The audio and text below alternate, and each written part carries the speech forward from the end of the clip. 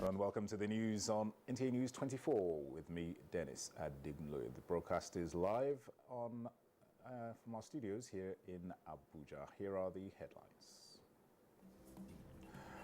President Buhari promises high sense of security in the land before his tenure elapses.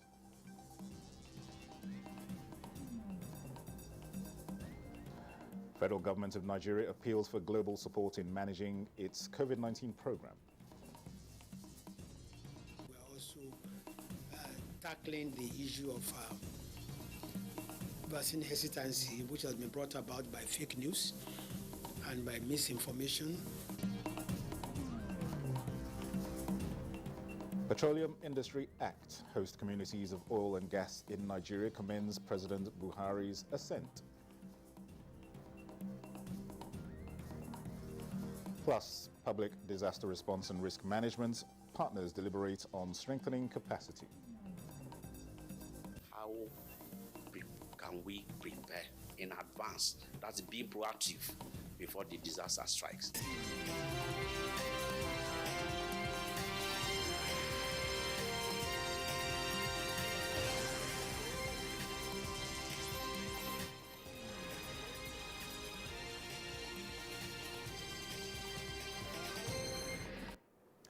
All right, let's begin with security matters, and the crucial meeting of the National Security Council ended with a strong conviction by the Buhari presidency that normalcy will be fully restored to the nation's security situation before its tenure elapses. State House correspondent Adam Musamba reports that the National Security Advisor, Babagana Mongonu, who briefed newsmen after the meeting, said President Buhari was unequivocal in his submission to the council members that he is not prepared to hand over a security-challenged Nigeria to his successor.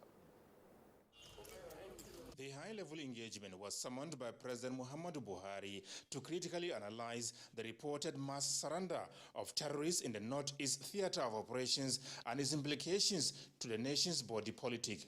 Large numbers of people are surrendering in the Northeast as a consequence of the relentless efforts of the armed forces, intelligence and security agencies. This is very, very evident. We've never had such large numbers of people defecting from the other side back to the Nigerian side. The president is quite happy that there's been tremendous success, especially with the advent of the new service chiefs and the Inspector General of Police, and he's also made it very, very clear that he's not ready to exit government as a failure. He's not going to tolerate that. He's made changes and is ready to make further changes if he's not satisfied. The meeting, attended by Vice President Yemi Osinbajo, several relevant ministers, service chiefs, and heads of other security services, also discussed plans for the surrendering terrorists. The participants also noted a significant drop in the cases of kidnapping and banditry in parts of the country. Far-reaching measures that cannot be made public were adopted towards achieving lasting solutions. In the context of the 21st century, you can't deal with these emerging crises in a cut and dried manner. We have to use everything at our disposal, all the elements of national power, including the population, the wider community needs to work with the security agencies to deal with these problems. People should not cover for those who they have identified as unscrupulous, undesirable people. We have been encouraged to do more from what we've been doing, and we also assure Mr. President that we will put more efforts, more sacrifice to ensure that we are above and ahead of crime and criminality. During the discussions, which lasted about 5 hours, key participants made submissions on various strategic and operational issues. President Buhari used the opportunity to express worry over the reported widespread hunger in the land. The president is not oblivious to the pains of the people. and is working with the Vice President and other members of Council. Is going to employ the relevant ministries, departments, and agencies of government to address this issue. As far as it's concerned, it's also an emergency situation. The people should not be left to wallow in hunger and in despair. The National Security Council meeting also touched on the recent killing of travelers in Jos Plateau State, with President Muhammadu Buhari expressing confidence in efforts by Governor Simon Lalong towards maintaining peace and security in the state. From the State House, Adamu Sambu, NTA News. Meanwhile, a renowned Islamic scholar and leader of the Tijaniya sect, Sheikh Dahiru Usman Bauchi, has formally briefed President Muhammadu Buhari on the recent incidents in Jos Plateau State, where some of his followers lost their lives. Here again is State House correspondent Adamu Sambo with details.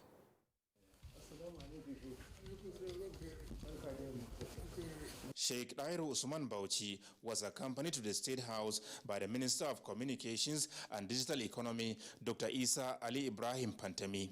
Dr. Pantami was incidentally the one delegated by President Muhammadu Buhari while in isolation to commiserate with the Islamic scholar over the loss suffered during the incident in Jos Plateau State.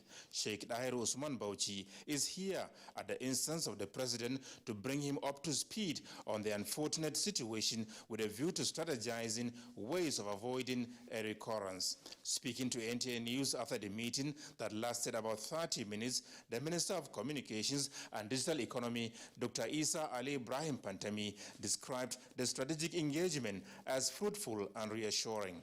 The major highlights of the discussion: firstly, Mr. President condoled the Sheikh, and he assured him that he has directed relevant institutions to investigate and do justice. He appreciated the Sheikh for the way he promotes peace, and at the same time he urged his followers to always be law-abiding. The Sheikh also presented some solutions to Mr. President for consideration, firstly on what happened, and secondary, something that will bring everlasting peace in the country, which is what we have been yearning to ensure, that there is peace everywhere. So, and at the end, Sheikh prayed for Nigeria, and also prayed for the peaceful coexistence of Nigeria, and also prayed for Mr. President to be successful in his leadership. The minister confirmed that the President assured the Islamic scholar that the government will study the recommendations he presented for necessary action. From the State House, Adamu Sambu, NTA News. Now, the authorities are promising tougher times for air passengers intending to travel with prohibited items on the no-flight list at any of the nation's airports, following the approval of more funding for sniffer dogs by the Federal Executive Council. Aviation correspondent Emmanuel Ayimiro visited the military working dogs kennel wing of the Abuja airport to witness firsthand the training of sniffer dogs for increased security. Vigilance and search operation of suspected vehicles begin at the K9 wing of the Nnamdi Azikiwe International Airport, Abuja. The search continues with the luggage of passengers before they are screened for COVID-19 or any other suspicious items. The approval of the procurement of security dogs is in line with the International Civil Aviation Authority for the safety and security of airports. Now, these dogs, they will be doing, among other things, detection of bomb, detection of drugs, currency, prohibited items, explosives, etc., etc. A visit to the military working dogs kennel provided an insight about the specialty of each dog on narcotic, explosives, patrol, and special operations. Security dogs are known for providing health and well-being benefits to their owners through the raising of alarm or alert when a suspected item is found within their domain. Such is what you are seeing being demonstrated by patrol dogs at the K9 unit of the Nnamdi Azikiwe International Airport, Abuja. Our dogs are periodically checked before they even go out for any operation. They work like the way we work, from 08 to 1,600 hours.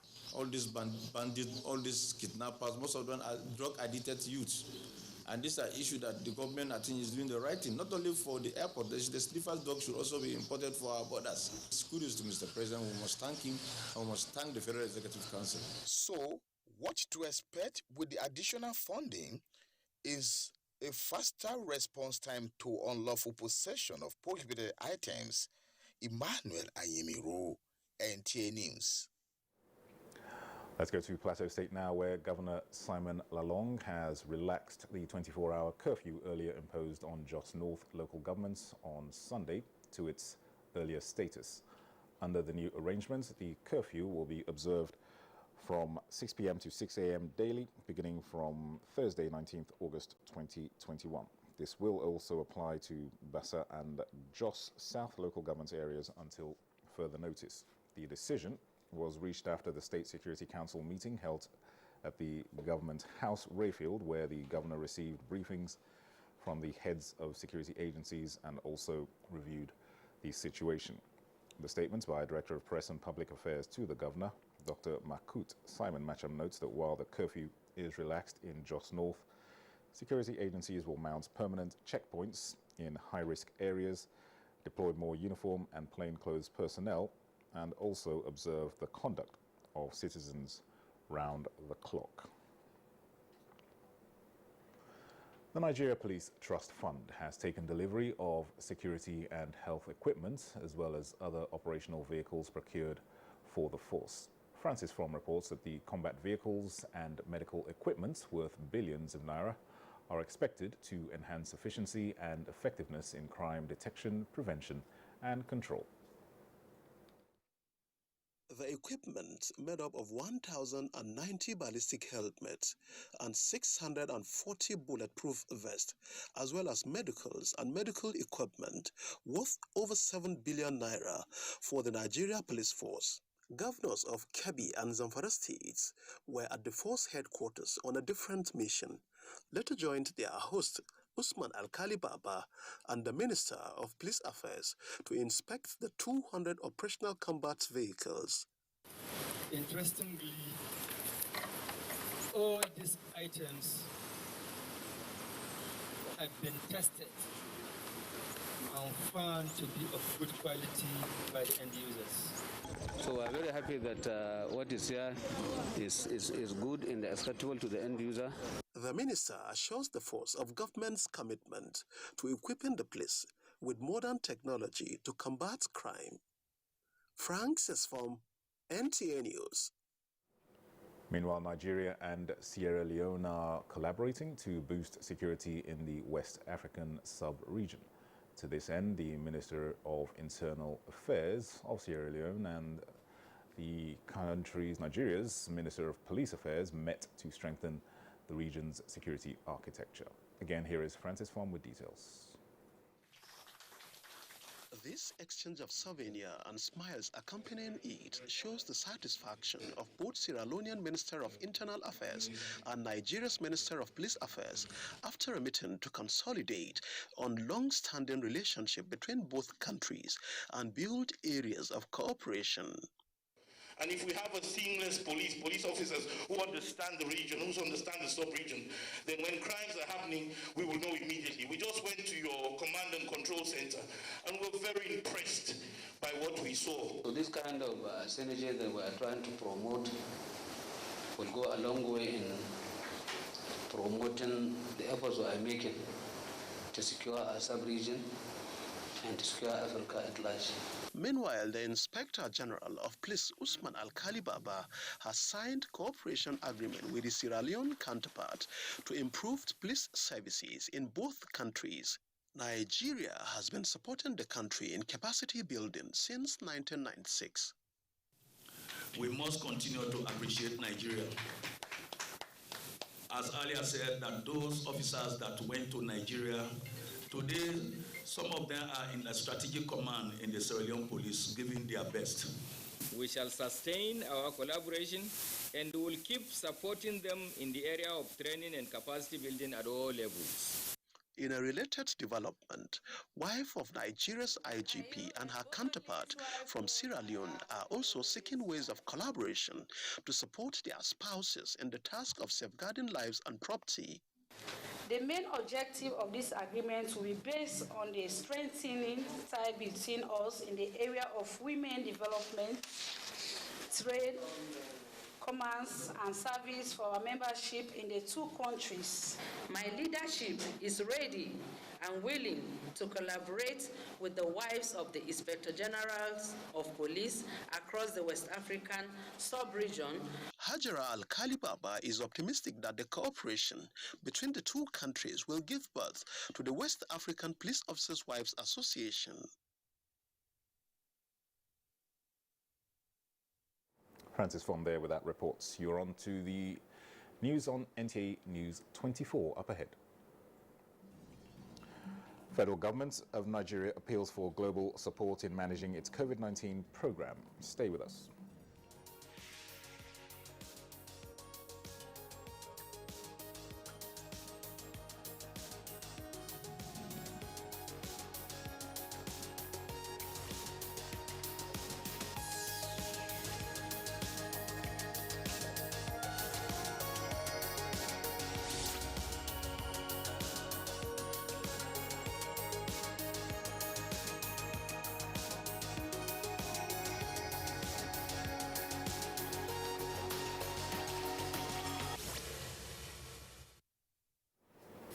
Thanks for remaining with us. Now, the construction of durable infrastructure and the setting up of an enabling environment in the Niger Delta region have been the focus of the President Muhammadu Buhari administration.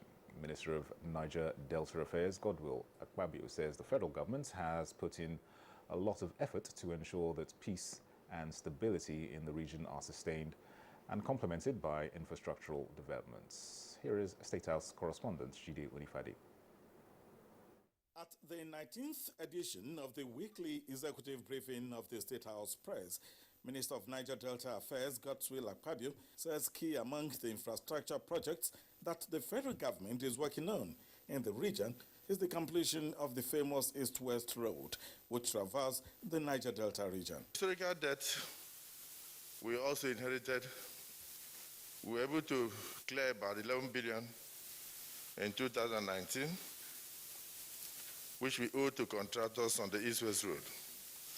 And this came from the magnanimity of Mr. President when he, on my application, he returned the East-West Road back to the Ministry of Niger Delta.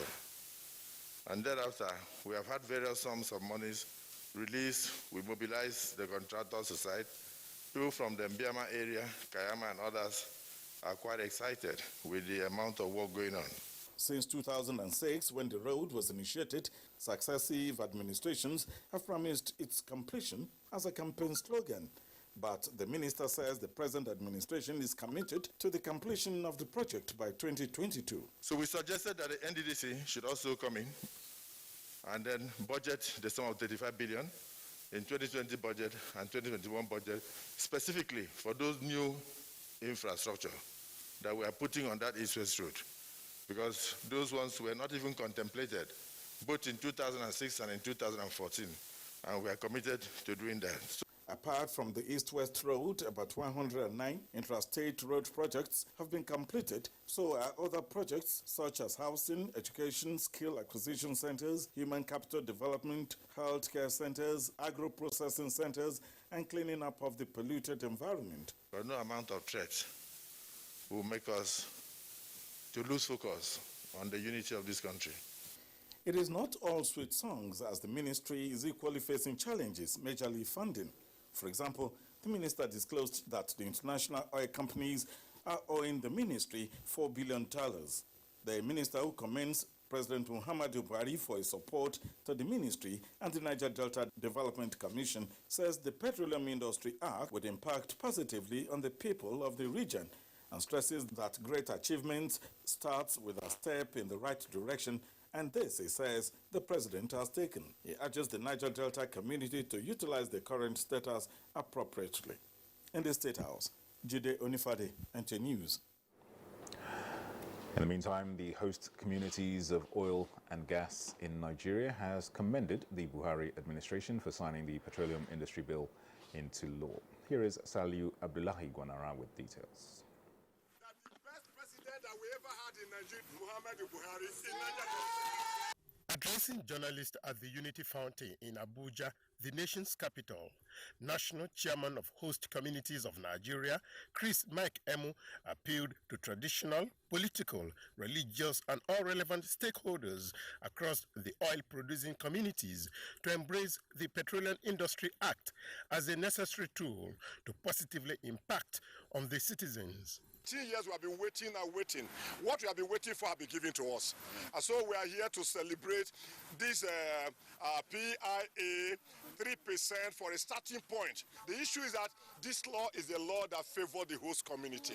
And so I want to appeal to all leaders of the Niger Delta to please share your sword. Let there be peace so that we can think of how to manage this fund.